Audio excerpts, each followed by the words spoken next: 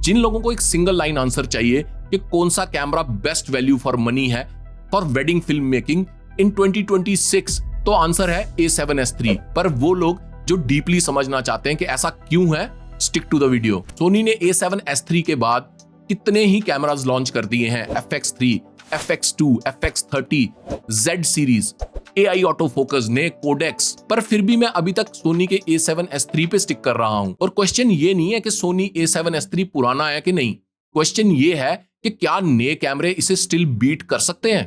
तो आज सच बोलते हैं, most of the people think new camera is equal to better image quality, पर रियलिटी ये है कि अगर आप S3 की, FX3 की और मच एक्सपेंसिव FX6 की फुटेज साइड बाय साइड रखोगे ना, तो वेडिंग्स में आपको कोई डिफरेंस फील नहीं होगा, क्योंकि S3 का सेंसर बिहेवियर, लो लाइट कैपेसिटी, डायनेमिक रेंज, बहुत कुछ FX6 से मिलती जुलती है। मतलब आप एक प्रॉपर सिनेमा कैमरा से शूट कर रहे हो in a body that is so compact कि एक बढ़िया GM लेंस से भी छोटी है, और प्राइस FX6 से ऑलमोस्ट आधा। अब आप सोच रहे हो कि S3 में और FX6 में अगर कोई फर्क नहीं है तो लोग पागल हैं जो पैसा पे कर रहे हैं। And I have a very simple answer, FX6 is definitely A for superior camera, क्योंकि उसमें काफी एडिशनल फीचर्स आपको मिलते हैं, पर वो फीचर्स शायद मैं वेडिंग्स में कभी यूज नहीं करूंगा। और हाँ, इमेज क्वालिटी काफी कंपेरेबल है। अब लोग FX3 सिनेमा अपग्रेड समझकर ले लेते हैं और 60-70 हजार रुपए ज्यादा खर्च लेते हैं, पर रियल लाइफ सिचुएशंस में क्या होता है, जब आप हार्श आउटडोर लाइट में शूट करते हैं, एक EVF का ना होना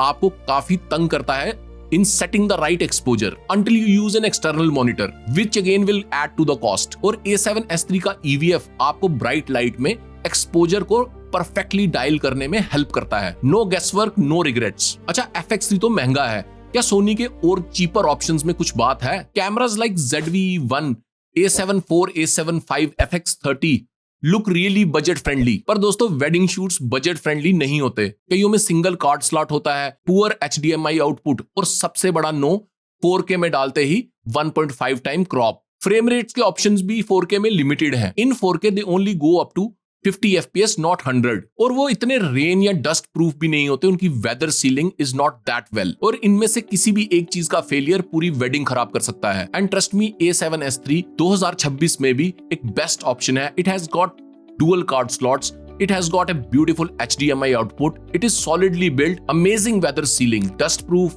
splash proof। पिछले 5 साल में मैंने इसे बहुत अब्यूज किया है, but it has not let me down। और सिनेमा कैमरास वेडिंग में इसलिए भी फेल हो जाते हैं क्योंकि उनमें एक हाइब्रिड एडवांटेज नहीं होती। वेडिंग क्लाइंट सिर्फ वीडियो ही नहीं मांगते, आपको फोटोज भी चाहिए होती हैं, कभी थंबनेल्स के लिए और कभी इंस्टाग्राम पोस्ट के लिए। A7S III इज हाइब्रिड, और हाँ, 12 मेगापिक्सल सुनने में कम लगता है, पर रियल वर्ल्ड में नहीं। लेंस, लाइट और कंपोजिशन सही हो तो मेगापिक्सल इररेलेवेंट है। पर अब आप ये भी सोच रहे हैं कि क्या यह कैमरा फ्यूचर प्रूफ है, और 2020 का कैमरा आज कैसे रेलिवेंट हो सकता है, राइट? क्योंकि ऑनेस्टली क्या ही अपग्रेड्स आगे होंगे। Specs wise and performance wise A7S III आज भी काफी कॉम्पिटिटिव है। It shoots all frame rates with amazing auto focus and unbeatable low light performance.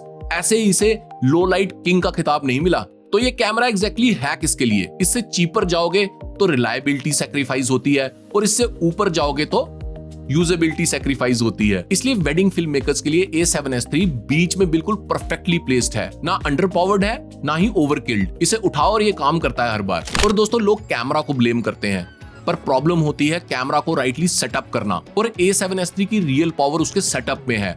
Picture profiles, codecs, frame rates, focus settings, और अगली video इसी पे है। Until next time, keep learning.